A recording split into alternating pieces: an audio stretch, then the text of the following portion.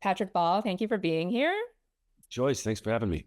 First, got to know how surreal has the last 3 months been for you since the Pitt premiered? It's been pretty crazy. It's been a lot of life all at once. The response to the show has been like wildly beyond anything I think any of us could have imagined. Just the whole the community, like the conversation that has started up around it amongst emergency workers was something that happened sort of like whenever the show first started coming out, and that was like really encouraging because that was the community that we were making it for. And then very recently, like it feels like really like over like the last like 2 or 3 weeks, just like everybody else got It involved. exploded? Yeah. Everybody else got involved, which is crazy. It's just crazy. Yeah, I feel very lucky. This is my first ever TV show, and Mhm. I have to have my first experience be this successful is like beyond my wildest dreams. Yeah, there was a viral tweet a couple weeks ago that was essentially about you saying like, where did they find this guy? Because you only have two IMDb credits, The Pit and a Law and Order guest spot. And one thing I love about the show is that there are so many fresh faces. And I talked to Noah and Scott and John about this, and they said they were actively looking for unknowns so viewers wouldn't have an attachment to an actor from their previous job or something. So for you, as someone who's, done theater, been to drama school and has been hustling for years. Like, how does that make you feel that they were looking for new faces? And also, did you look at this audition any differently than any of the other ones you were doing that week? No, I literally had like 5 auditions that week, and this was just another random self tape. There was nothing special about it. There was no reason to get my hopes up. I've done hundreds, thousands of these self tapes, and this one just kind of snowballed and completely changed my life. And good on John Wells for taking a risk. He's hired a number of theater actors on this show, and yeah, I've spent the last decade doing theater, and I'll tell you that there are a lot of really amazing theater actors out there that I've seen do incredible work, whether it's in New York or whether it's in St. Louis or wherever. There's a lot of really talented people out there that work their whole lives sort of like carrying the torch, and don't even, can only dream of getting the opportunity that I've been given. So I feel very, very lucky and very grateful to John Wells for taking a shot. It feels like, in a way, you were meant for this part because between your theater background and the way that the show shoots in continuity on a full set, Yeah. everyone's on all the time. And then I know your parents are also emergency workers. So do you feel like this was all meant to be? 100%. And I don't know, I struggle to not get too esoteric about it, but it really feels like providence. It really feels like God sent somehow. It's not like I pitched it to. I didn't tell them about my parents or anything like that. But yeah, it's this show where I'm literally telling the story of my parents, and I'm telling it with John Wells, who made the two shows that we grew up watching, in ER and The West Wing. And I'm working on this set that is very theater. It is like it's very theater. There's really no egos on set. Everybody's just sort of like in there, like we're in there with the cast and crew on the set with us, and whenever we go, we just go. Like it's not like we're gonna stop and set up a lighting setup and move around the dolly track. It's all handheld, so it moves fast. And it's really funny because I got a bunch of people on the set that work in the crew that are like a lot more experienced than I am, and they're like, dude, doing 12 pages a day is like insane. I'm like, dude, I'm used to doing 80 pages a day. So this is great. This is my speed. I love it. This is a walk in the park for you. So I love it. I love yeah. it. What has your parents' reaction been to the show? And also, how have their colleagues and friends reacted? Oh yeah, it's great. My parents are stoked. They're very supportive. I actually happened to be with them whenever I got the call to come over to LA for like the screen test, and I got to read through the pilot episode with them. And the first thing they said was, "Wow, this checks out. This is what I would do. This is real medicine, which is amazing because they can't watch medical dramas most of the time. Most of the time they just turn it off because it it's all kind of honors the demands of entertainment over sort of the authenticity of the medicine. And they felt excited about the material just from reading it on the page, and now seeing the conversations that have popped up with them and all of my mom's Facebook friends, like my entire community that I grew up with are all like, nurses. The And Facebook moms are loving it. oh, they're having a blast. My mom has never been hotter on Facebook. I'm so happy for her. This is her time, more so than yours. This is her time. I know.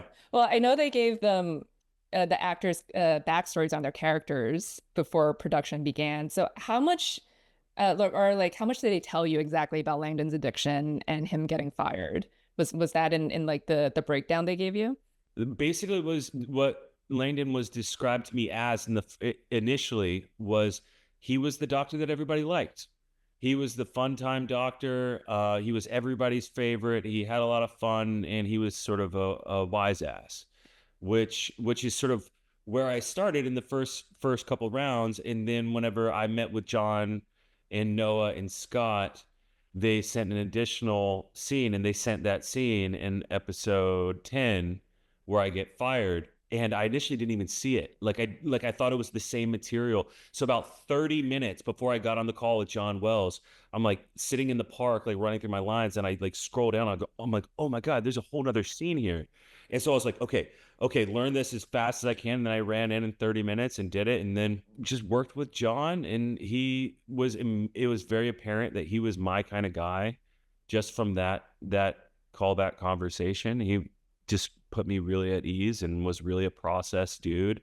And I knew that I was in the right place. So how did that, seeing that scene like change how you approached a character or how you thought of him? Because now we know like Langdon is a functional addict, and he feels like maybe like more so than other jobs, like he needs to be on top of his game, and he's trying to Really. prove himself to Robbie, especially that he can still do his job, even though he has this problem that he won't admit to having yet. I mean, it's beautiful. And I think, you know, I know quite a few addicts. I have some experience with that, and I think a lot of the people that I know that fall into the trap of addiction are also incredibly hard workers, incredibly functional people, and incredibly ambitious people. And I think you see a lot of crossover between workaholics and addicts, and I think a lot of what makes Langdon so bright and so out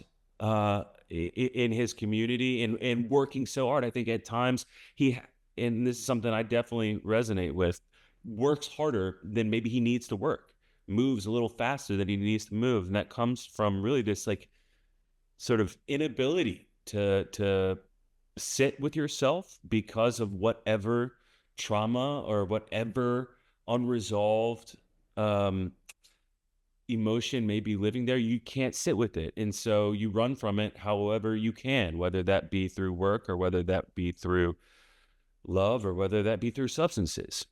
And so I think that was definitely an easy access point for me. It's so interesting to think of earlier scenes or rewatch the show now and knowing what we know. Because in the fifth episode, Robbie says he wrote a letter of recommendation for a fellowship for Langdon. And at that point, we obviously don't know about his addiction. And Langdon's like, oh, I'm not going to get that. And you think he's just being modest.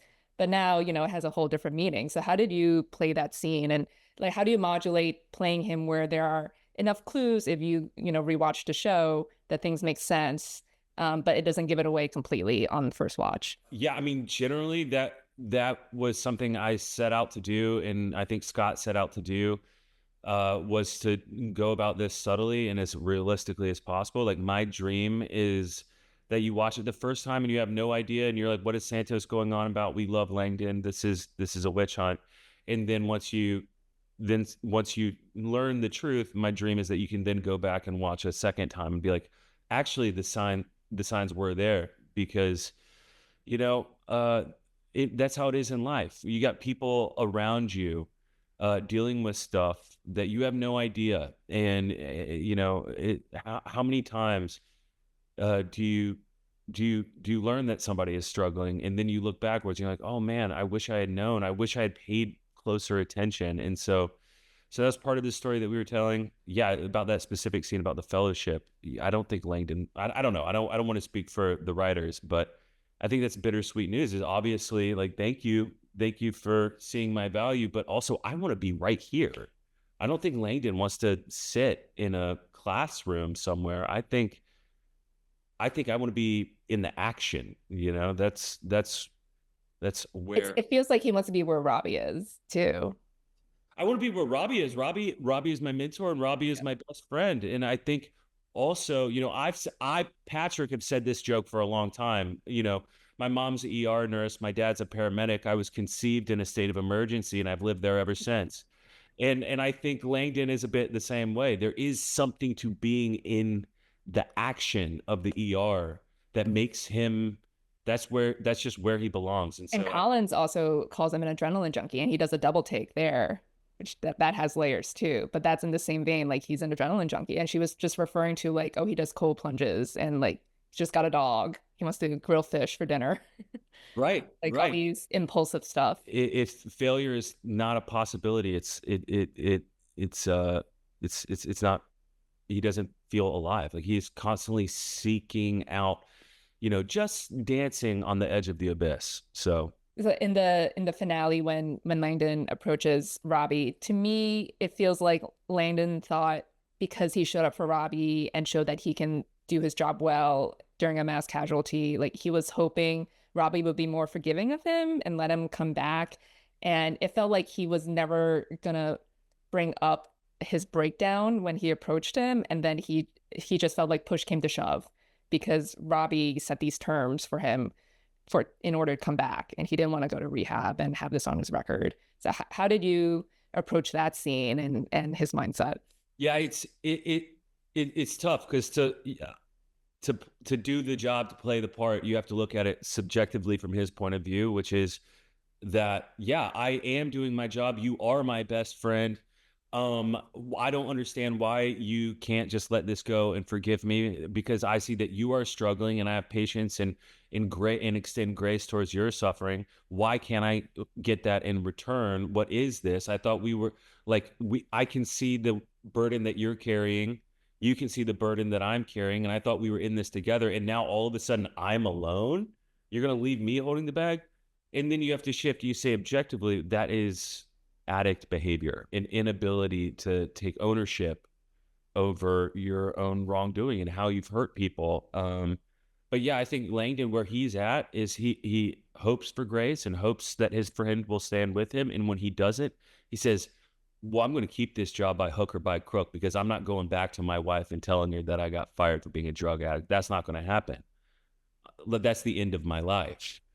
So I think he's just acting from just desperation, and it's a desperate it's a desperate, ugly move, but it's what he feels like he has to do to survive. Yeah, it's a bit of a like whataboutism. He feels like Robbie should be able to relate to him and know the burden that they both carry in this job. And so he feels like he's hypocritical in a way. Yeah, yeah, definitely. In it feels it feels like a betrayal. It just feels like an abandonment. And that I think one thing why Robbie and Langdon are so close is because I know the toll that this work takes on a person. I can feel it in me, and I appreciate that here's somebody that's done it 20 years longer than me, and I can see it in him. And we can see that in each other, and make space and find ways to support each other in that. So then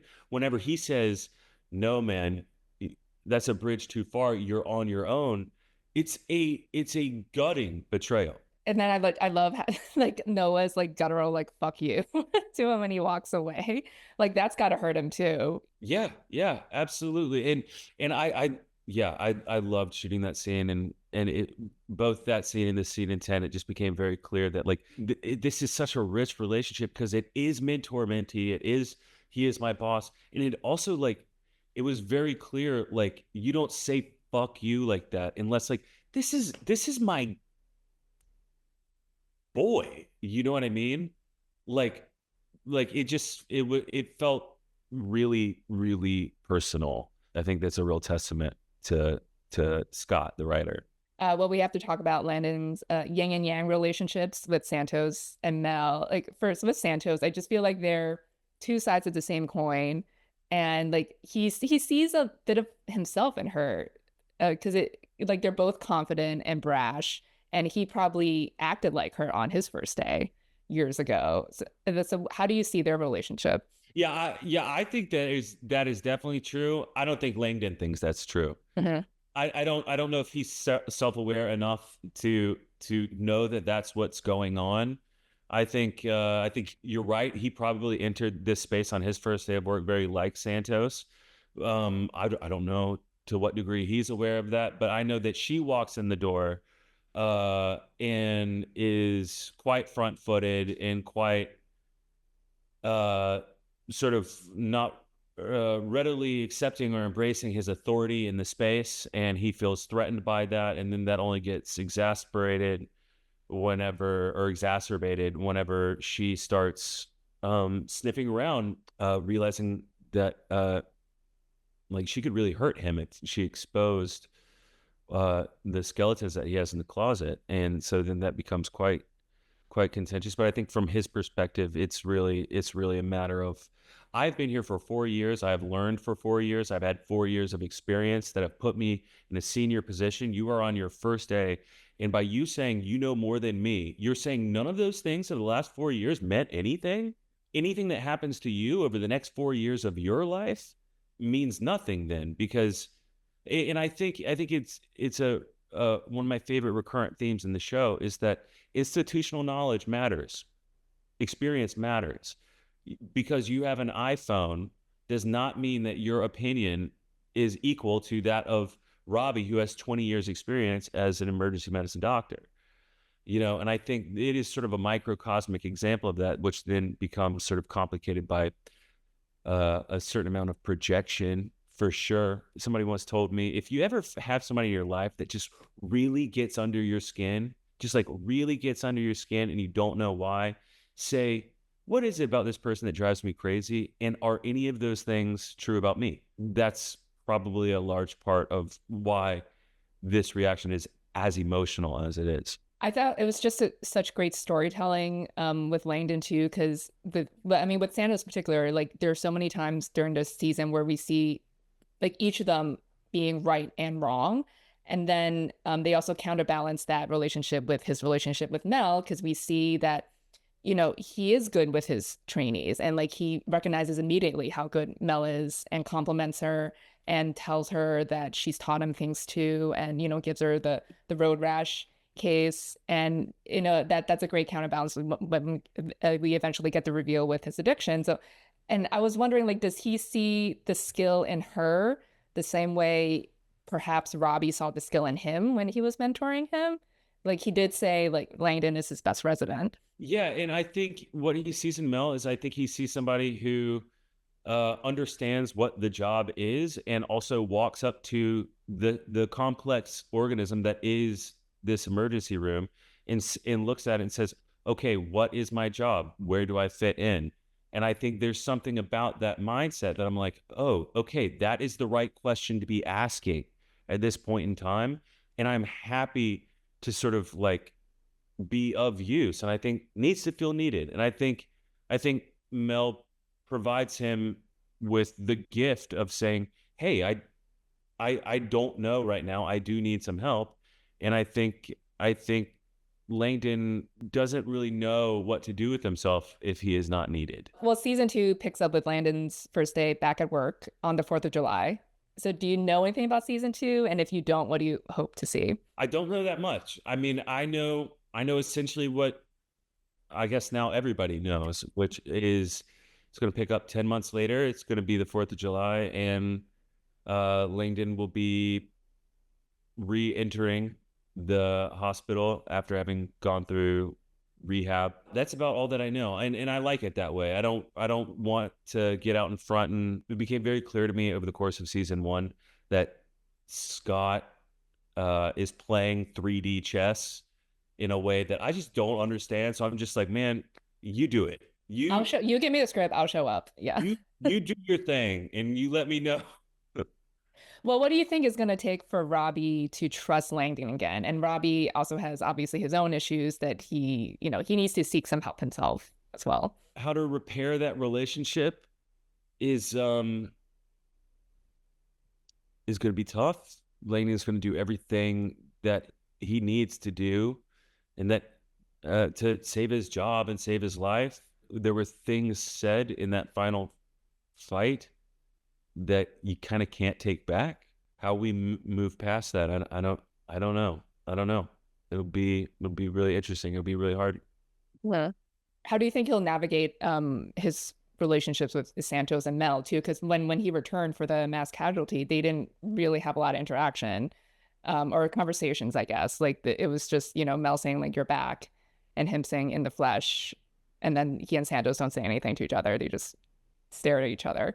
It's going to be really hard, looking at Mel and being like, no, that this person at one time looked up to me as somebody that they could trust. And I know that I have failed that person. And I've proven myself to be somebody that you cannot trust. That will be really hard to look at that person again and not just be very aware of your own failure. And then with Santos, yeah, I mean, that is going to be really interesting because on some level, I have to know she was right. She was right. And also, she completely derailed my life. The ability to take responsibility for that, to take ownership over my own actions and how I brought about sort of like my own demise. If I can take responsibility for that, I don't know. We'll see. Most of the addicts I know, it's not really takes time. Well, Mel says Langdon sweats a lot. I personally don't think so. Do you think so? We read that. We were at the table read, and she said that line. I was like, Scott, what? Just a shot across the bow. Like I don't know what that's about, but I think that was supposed to be another breadcrumb of what was going on secretly. Well, lastly, you're doing Hamlet next, back to the stage. Yeah, How yeah. excited are you? I'm very excited and not at all scared. Have you done it before? No, no. It's been a dream of mine since undergrad. Yeah, I'm a big Shakespeare guy. I've been lucky to do quite a bit of Shakespeare, but I've never done Hamlet. It's something that I've been dreaming about for a long time, and I'm really excited to work with Robert O'Hara. The director is one of the best out there doing it. He did Slave Play, which I thought was just absolutely phenomenal, and I saw his Raisin in the Sun at the Public last year, which I just thought was really amazing. And he really, his calling card is taking the great plays of the canon and giving them a little update and bring them into the here and now. And so I'm very, very excited to work with him That's and awesome. very scared about all of those lines. But then you go back to the pit, and then it'll be the opposite. It'll be so much easier. Yeah, exactly. Exactly. I'll go back to the pit on like a 12-hour shoot day and I'll be like, piece of cake. Just at Hamlet. Oh my God. 8 days a week. It's fine. I can do this. No, I'm gonna have 3 weeks where I'm doing both at the same time. Oh my God. Did they figure out the schedule yet for you? Yeah, there's a lot of going back and forth, but luckily John Wells is amazing and he runs a great ship. And most of the time we get out at a pretty reasonable hour. And so, yeah, there's gonna be about 3 weeks there where I'm shooting all day and then running across town and running on stage as Hamlet at night, which is it That's kind of insane. instant. But that's the dream. So It's literally all of my dreams that I've ever had all coming true all at the same time.